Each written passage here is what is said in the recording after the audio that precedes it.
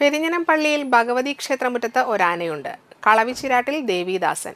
8.5 അടി പൊക്കവും 10 അടി നീളവുമുള്ള ദേവീദാസന്റെ അടുത്ത് പക്ഷേ ധൈര്യത്തോടെ ആർക്കും ചെല്ലാം.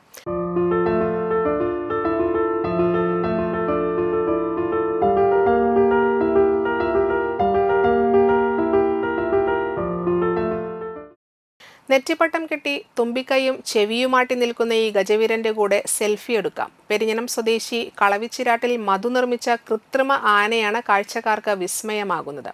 Steel, foam sheet, sponge, rubber തുടങ്ങിയവ ഉപയോഗിച്ചാണ് 1 വർഷത്തോളം എടുത്ത് മധു ആനയെ നിർമ്മിച്ചത്.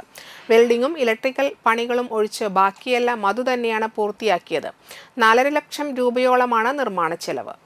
സ്കൂൾ കാലഘട്ടം മുതൽ ചെറിയ നിർമ്മാണ പ്രവർത്തനങ്ങൾ നടത്തിയിരുന്ന മധു വിദ്യാർത്ഥികൾക്ക് എക്സിബിഷനും മറ്റും ആവശ്യമായ നിർമ്മിതികൾ ചെയ്തു കൊടുക്കാറുണ്ട്. ഫൈബർ ഉപയോഗിച്ച് ചെറിയ ആനകളെ നിർമ്മിച്ച ആത്മവിശ്വാസത്തിൽ നിന്നാണ് വലിയ ആനയുടെ നിർമ്മാണ പ്രവർത്തനങ്ങളിലേക്ക് മധു എത്തിയത്. 4 ചക്രത്തിലുള്ള തട്ടിൽ മോട്ടോർ ഘടിപ്പിച്ച ആനയെ എവിടെ വേണമെങ്കിലും കൊണ്ടുപോകാം.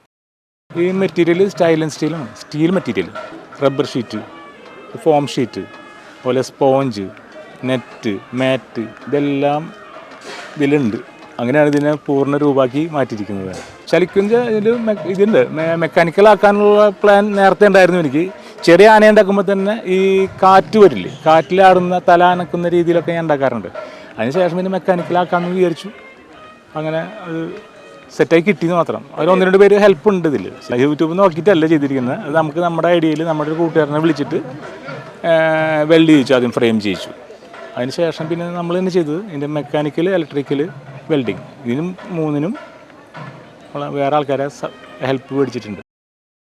ഈ കഴിഞ്ഞ ദിവസം പെരിഞ്ഞനം പള്ളിയിൽ ഭഗവതി ക്ഷേത്രോത്സവത്തിന് തുടക്കം കുറിച്ച് നടന്ന കൊടിയേറ്റ ചടങ്ങിന് ദേവീദാസനും നെറ്റിപ്പട്ടം ചാർത്തി അകമ്പടിയോടെ ഉണ്ടായിരുന്നു. 7 ദിവസം നീണ്ടു നിൽക്കുന്ന ക്ഷേത്രത്തിലെ ഉത്സവം കഴിയുന്നതുവരെ ഇനി ദേവീദാസനും ക്ഷേത്രമുറ്റത്തുണ്ടാകും.